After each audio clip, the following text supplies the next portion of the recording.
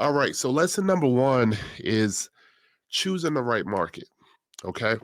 And this right here may be super easy for you. Maybe you've already started your investment journey and you're just looking to, improve. But if you're really like starting from scratch, I want to touch on a few things to kind of help you in deciding where to actually invest.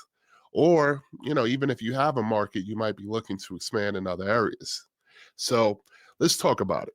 First, the first consideration I want you to really think about is cost of entry. Now, I live in Atlanta, Georgia. 20 something years ago, I wish, I had the mindset, I had the resources. I would have loved to invest in Atlanta. I probably missed that boat.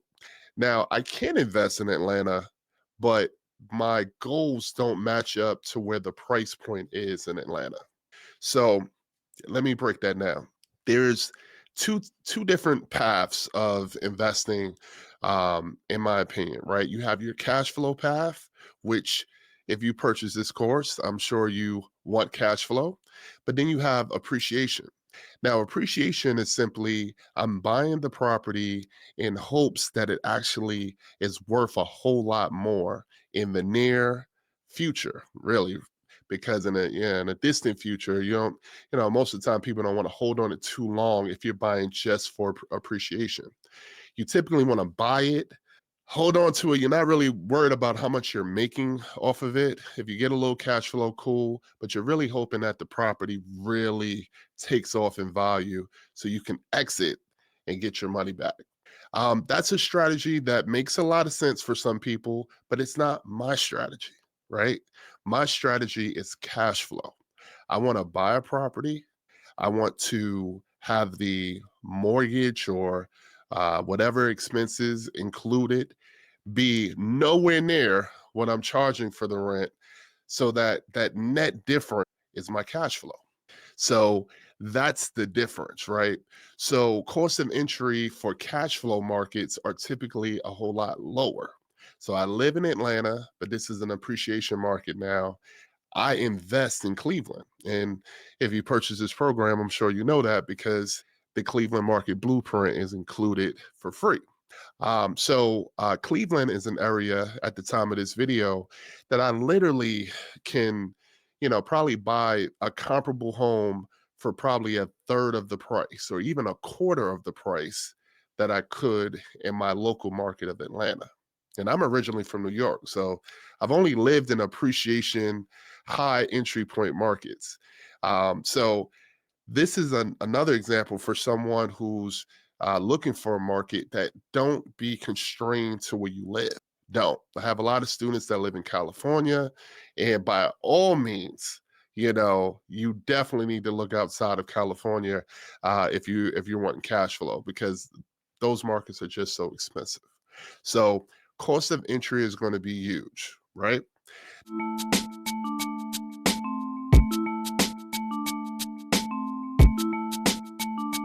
The next thing, we talked about it, appreciation versus cash flow. The next thing after that, though, is competitive advantage. Now, the obvious competitive advantage is when you live in your market because you can, drive by properties every day. You can see when local developments happen. You may be a handy person and you can do repairs yourself. You may have people that you trust on the ground already that can assist you with managing the property. You know the neighborhoods front and back. That's a competitive advantage. However, the reason why I invest in Cleveland is because my wife is from Cleveland, right? And I also have a few in-laws that live in Cleveland. So my competitive advantage is that taking her knowledge of living there before and then having some people on the ground that, I could say, hey, would you mind driving by? Would you mind doing XYZ? Was definitely a competitive advantage. So I would ask you, is there a market where the cost of entry is lower, that you're comfortable to invest in, but you don't necessarily live there, but you have a good friend, you have a relative, someone that you trust that can do some of those small activities for you. Again, it's not mandatory, but it's a competitive advantage if you have some familiarity with the area that you invest in. Okay. So let's not ignore that. Then there's some data points here. So evaluating for growth, stability, and tenant demand. I don't want you to only look at the fact that, if there's a negative uh, factor for one of them to not invest. I'll give you a perfect example. Cleveland has lost population over the last decade, right? Decades, right? But it's still a heavily, populated city. It has tremendous demand for quality housing, especially for low income residents. So the demand is there. It's also still, a very, heavily populated city. If you're a sports fan, every major sport has a Cleveland sports team. So that tells you right there, there's enough people to invest in Cleveland. So even though the data shows people have left, that started to kind of level out. What I suspect and what I hope is that there's a pushback. But we'll talk more about that later in the course where I pretty much break down why I invest in Cleveland. So I just want you to definitely look at all the different factors that might influence your rationale to go and invest in a certain market, but make sure you look at them um, individually, and say, okay, well, population is going down, but is job growth flat or is it going up? Or is it heavily relied upon by a certain industry? For example, like Detroit, when they lost a lot of the auto manufacturing, the city went down. I mean, that's a big deal. But if you have a diverse economy in the area that you invest in, you should feel pretty good about it. Identifying promising areas for Section 8. Now, obviously, we know Section 8 is a voucher program that's offered to low income um, residents. So areas that would be better suited would be a urban, heavily populated area. So I would look for big cities. I would look for Cleveland's. I would look for Detroit's, Memphis, any major city. I think Section 8 is going to be a great opportunity for you because it's going to be people in need of that type of support. So it's pretty easy to find a city to invest in across the country because every major state is going to have major cities with a lot of people who are in need of housing.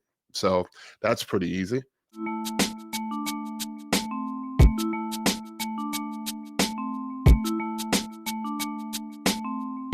And the last thing I want to touch on is tenant and landlord friendly states. So, Moses the Mentor, I want to make this very clear. I am not promoting any party at all.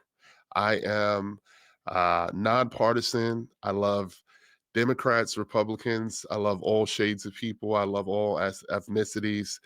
But the facts are that typically, to help guide you on what's a tenant friendly state versus a landlord friendly state, the map generally shows that if it's a Republican state, that it's going to be more landlord friendly. And if it's a liberal Democratic state, it's going to be more tenant friendly.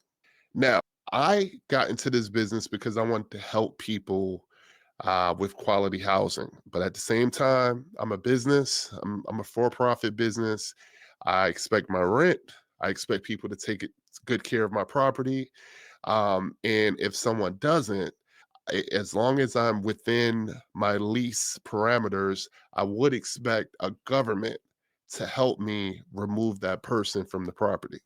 So I've heard horror stories in certain states, primarily where I'm originally from in the Northeast, New York, New Jersey, where it's been months. Sometimes I even heard years where people cannot be, removed from a property when they're not supposed to be there. Whereas I invest in Ohio and I've never experienced that. And Ohio is a purple state for the most part. It can flip either way. It's a swing state.